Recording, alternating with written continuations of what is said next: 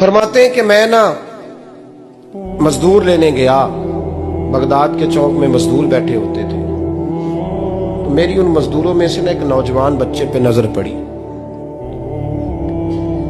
बड़ा कमजोर सा वजूद था, लेकिन चेहरे पर इबादत का निशान था। माथा बताता था कि नमाज का बड़ा ख्याल रखता है। मैं उसके करीब गया। चेहरे भी बड़ा कुछ बताते हैं ना, चेहरों में भी बड़ी रानाई होती है। फरमाते हैं मैं करीब गया, मैंने उसको कहा बेटे मजदूरी करोगे? तो कहने लगा मजदूरों में बैठा हूं तो हुजूर मजदूरी के लिए ही तो बैठा हूं। तो मैंने कहा कि चलो फिर। कहने लगा नहीं मेरी कुछ शर्तें।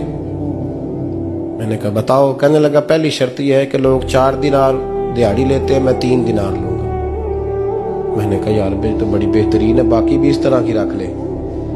उसने कहा हुजूर दूसरी शर्त यह है कि मैं आपकी मुकम्मल बात मानूंगा, लेकिन जब अजान हो जाएगी फिर आपकी नहीं सुनूंगा। तीसरी बात उसने ये की कि हुजूर मैं आपके घर में काम करूंगा पर आपके किसी सवाल का जवाब नहीं दूंगा। कहते मैंने कहा यार तू बड़ा अजीब है, शर्तें तो मालिकों की होती हैं। कहने लगा जी बहरहाल मैं शर्तें लगा के जाता हूँ। फरमाते मैं उसे घर ले आया, काम मैंने उसको बताया, तो जो काम मजदूर सारे दिन में करता है ना उसने 2 घंटे में कर दिया। हमारे मजदूर सिगरेट पीने में भी तो आधा घंटा लगाते हैं, वो चाय पीने जाए तो पौना घंटा वहां। उनको भी तो दयानतदारी करनी चाहिए कि नहीं करनी चाहिए? ने मुआहदा किया है ना जी, तो पूरा उतरना चाहिए ना।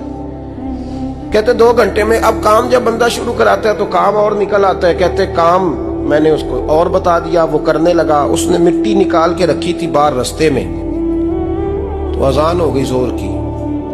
उसने वहीं कुदाल छोड़ी कही और चलने लगा। तो मेरा बेटा कहने लगा इसको जरा बराबर कर दो। कहने लगे चुप कर जा, तेरे बाप से बात हुई थी, जब अजान होती है तो मैं किसी और की नहीं सुनता, सिर्फ अल्लाह रसूल की सुनता हूँ। कहते मस्जिद चला गया, नमाज पढ़ के आया तो दोपहर का वक्त था। मेरी बीबी कहने लगी इसको को खाना खा ले। कहते हमने कहा खाना खा लो, तो कहने लगा मैंने रोजा रखा, रमजान भी नहीं था, नफली रोजा रखा हुआ। फरमाते हैं शाम हुई, मैंने 3 दिनार दिए। तो मैंने कहा तेरा नाम क्या है? कहने लगा मैंने आपसे कहा था मैं किसी सवाल का जवाब नहीं दूंगा। कहते वो चला गया। अगले दिन मैं फिर लेने गया उसे, काम कुछ और निकल आए। तो लोगों ने बताया वो सिर्फ हफ्ते वाले दिन आता है। मैंने कहा क्यों? कहने लगे जी वो कहता है मेरा हफ्ते का खर्चा 3 दिनार है, जब 3 दिनार कमा लेता हूं तो बाकी सारा टाइम अल्लाह रसूल की जिक्र में गुजार दिया करता हूं। फरमाते हैं जी अगले हफ्ते मैं फिर लेने गया। मैंने पूरा हफ्ता इंतजार किया कि काम उसी से कराना है। मैं जब गया तो मैंने कहा चलो। कहने लगा मेरी शर्तें याद है ना? और मैंने कहा याद है भाई साथ चल। फरमाते हैं काम कराया, 2-3 हफ्ते वो आता रहा। 1 हफ्ते में गया तो लोगों ने कहा हुजूर आज नहीं आया। क्यों? कहने लगे बीमार हो गए। कहाँ घर है? कहने लगे बगदाद के कब्रिस्तान के पीछे जो कच्ची आबादी है उसमें रहता है। फरमाते मैं गया, दरवाजे पे दस्तक दी तो कहने लगा हुजूर आप हैं? दरवाजा खोला है, आ जाइए। फरमाते मैं अंदर गया तो मैंने कहा तुम्हें कैसे पता चला मैं आया हूँ? कहने लगा हुजूर अल्लाह वाले हो, आप नहीं आना था, वरना अमीर तो गरीबों का पता लेने कोई नहीं आते। कहते मैं करीब गया तो कहने लगा मैं आपका इंतजार कर रहा था, तेज बुखार है, तप रहा। जेब से कुछ पैसे निकाले, कहने लगा ये पैसे रख लें। एक अंगूठी निकाली, कहने लगा हुजूर आज रात को मेरा इंतकाल हो जाएगा, इन पैसों का कफन खरीद के सुबह जनाजा पढ़ के मुझे दफन कर देना, और जब दफन करो तो ये अंगूठी लेके असर के बाद हारून रशीद के पास जाना। आप उसे कहना मैंने मिलना है पर वो आपको टाइम नहीं देगा। आप उसको आवाज दीजिएगा कि तेरी एक अमानत है मेरे पास। फिर वो आपसे मिलेगा तो अंगूठी दे दे, फिर आप मेरी तरफ से फारिग हैं। हजरत फरमाने लगे तेरा नाम? और कहने लगा हुजूर वक्त थोड़ा है, आज रात मैंने जाना है, बड़ी लंबी माफी मांगनी है रब करीम से, अगर मुनासिब समझे तो मुझे अपने रब से तन्हाई कर दे। फरमाते हैं मैं आ गया पर उसकी बातों ने मुझे सारी रात सोने नहीं दिया। फरमाते हैं सुबह बड़ी मुश्किल से सूरज निकला, मैं गया दरवाजे पे हाथ रखा तो दरवाजा खुला हुआ था।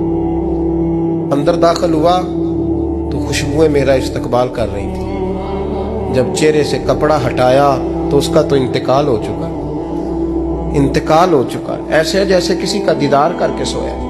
कहते मैं तो 2 आदमी ले गया था जनाजे पे, पर पता नहीं दुनिया किधर किधर से आई, कहां से। अखां जदों मीटियां जमाना मैनू रोवेगा, अपना ते अपना बेगाना मैनू रोवेगा। फरमाते हैं मैं तो 2 बंदे ले गया था, पर पता नहीं मखलूक कहां से आई। जनाजा पड़ा, दफन किया। हारून रशीद के पास में असर के बाद गया, मैंने बुलाना चाहा पर बादशाह था, मेरी तरफ देखा ही नहीं। मैंने उसको कहा तेरी एक अमानत मेरे पास है। फरमाते हैं वो मुझे कोने पे ले गया, क्या बात है, कमरे में बुलाया, मैंने अंगूठी दी। हारून रशीद तो चीखे मारने लगा, कहने लगा अंगूठी वाला कहाँ है? मैंने कहा वो तो इंतकाल कर गया। कहने लगा मुझे कब्र पे ले चल। कहते मैं कब्र पे लाया तो वो लेट गया, तड़प के रोने लगा। मैंने कहा मेरा कलेजा फट जाएगा, ना उसने कुछ बताया ना तूने बताया, ये कौन था? तो हारून रशीद कहने लगा ये मेरा बेटा था। मैंने कहा तेरा बेटा और मजदूर? कहने लगा हुजूर ये हजरत दाऊद ताई के पास बैठा करता था, उनका मुरीद था, मुझे रोज कहता था अब्बा तूने बड़ी दुनिया इकट्ठी कर ली है, मरते वक्त तुझसे टांगे समेटी नहीं जाएंगी, इतना हिसाब नहीं तू दे सकेगा। मैं इसको समझा देता, इसकी अम्मा समझा देती। ये रोज हमें कहता छोड़ दो, आ जाओ अल्लाह रसूल की बारगाह में झुक जाएं। हम समझ। एक दिन ये चला गया, कहने लगा फिर तुम्हारा रास्ता और है और मेरा रास्ता और है। ये सोने की अंगूठी गलती से इसके पास रह गई, गलती से हीरे की अंगूठी चली गई। कहने लगा देखो मेरे बेटे ने आज वो भी वापस कर दी है। फिर तड़प के कहने लगा हारून रशीद था तो ये मेरा बेटा, पर मेरा मुर्शद निकला, मेरा पीर निकला। भाई जिंदगी तो बड़ी थोड़ी है ना। बाबा साहब ने कहा था उठ फरीदा सुत्या, और दाढ़ी आ गया पूर, अग्गा नेड़े आ गया, पिछा रह गया दूर।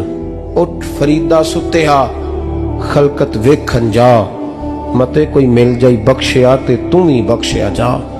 उठ फरीदा सुत्या झाड़ू दे मसीत, तू सुते रब जागदा तेरी